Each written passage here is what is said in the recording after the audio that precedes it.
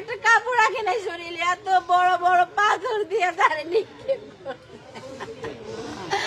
ওরা কি মানুষ, ওরা কি মরবো না, ওরা কি মরবো না। আমার এই যে সব সারা করতো। আমার বাবাকে ব্যবসার জন্য, আমার বাবার ব্যবসা চাইছে এবং আমার বাবা থেকে 2 লাখ টাকা মাসে মাসে চাঁদা চাইছে। এই দুইটাই একটা আইনত ইয়া, সেই জন্য আমার বাবা রাজি হয় নাই। সেই জন্য আমার বাবাকে, আমি ভিডিও দেখি নাই, আমি সহ্য করতে পারবো না, ভিডিও দেখাই নাই। আমরা সবাই জানে, ওপেনলি জানে সবাই, যেটা হত্যা। শুক্রবারে সকালবেলা কিন্তু ভিডিও প্রকাশ হয়েছে। ভিডিও প্রকাশ হয়েছে গতকালকে। আপনারা কি আগে থেকে জানতে পারছেন?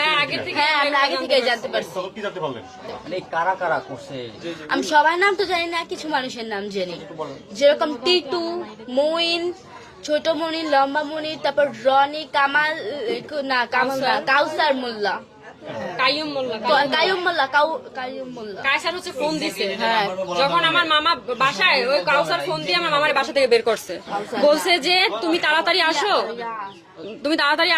দোকানে আসি, তুমি তাড়াতাড়ি আসো। ওনারে অনেক রকমের মানে মেন্টাল ক্রিয়েট করছে। কোয়েশ্চেন গুলো ওকে না করে। আচ্ছা, ভিডিওটা পরে প্রকাশ হওয়ার কারণটা ছিল কি? পরে হচ্ছে গিয়া আমি প্রেস ক্লাবে গিয়েছিলাম, বরগুনা প্রেস ক্লাবে। আমার কাছে তার আগে অনেক ভিডিও ছিল, হিউজ পরিমাণে ভিডিও ছিল আমার কাছে।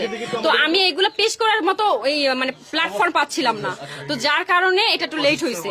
আর এই আমার কাছে যে আপনার পাথর নিক্ষেপের ভিডিওটা আসে আপনার আগামীকাল 9টার দিকে, সকাল বেলা 9টার দিকে। তো ওইটাই আমি আমার একটা কলেজ, আমি বরিশাল ভার্সিটিতে পড়ি, তো ভার্সিটির আমাদের পেজ আছে, পেজে আমি এটা আপলোড করি।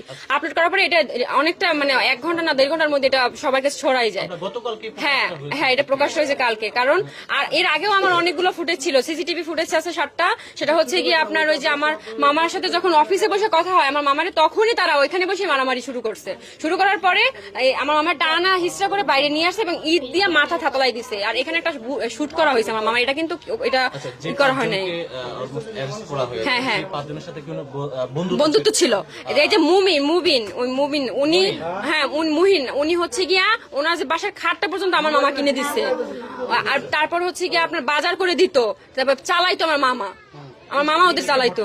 এত বড় একটা ঘটনা ঘটেছে, এর ভিতরে কোনো ধরনের প্রবলেম হয়েছিল কিনা? বা প্রবলেম বলতে আমি বলছি 2020 থেকে 25 সালে এই 5টা বছর আমার মামা অনেকটা ডেভেলপ করে তার ব্যবসায় এবং অনেক ভালো ছিল আলহামদুলিল্লাহ। তার সন্তান ওয়াইফ নিয়ে অনেক ভালো ছিল, ভালোই দিন কাটতেছিল এবং সে একটা লাক্সারি লাইফ বিলং করতেছিল। তো ওইটা তার বন্ধুদের এটা সহ্য হচ্ছিল না যে ও এত ভালো, তাহলে আমরা এরকমের কেন, তাহলে তার মানে আমাদের কিছু একটা করতে হবে। কারণ মানুষ তো লোভে পড়ে সবকিছু করে, এই জন্য ওরা লোভে পড়ে আমার মামার এই কাজটা করছে। আমার মামারে বলছে যে হয় তুমি তোমার মেন এই যে সোহানা মেটালটা আমাদের দিয়ে দাও, আর যদি তুমি সেটা না করো তাহলে প্রত্যেক মাসে আমাদের 2 লক্ষ টাকা করে তোমাকে দিতে হবে। এখন আমার মামা বলছে যে আমি কষ্ট করে এগুলো সবকিছু আমার নিজের পরিশ্রম দিয়ে এগুলো করছি আমার বাচ্চাদের ভবিষ্যৎ গড়ার জন্য, আমি তোমাদের কেন শুধু 2 লক্ষ টাকা চাঁদা দিতে যাবো।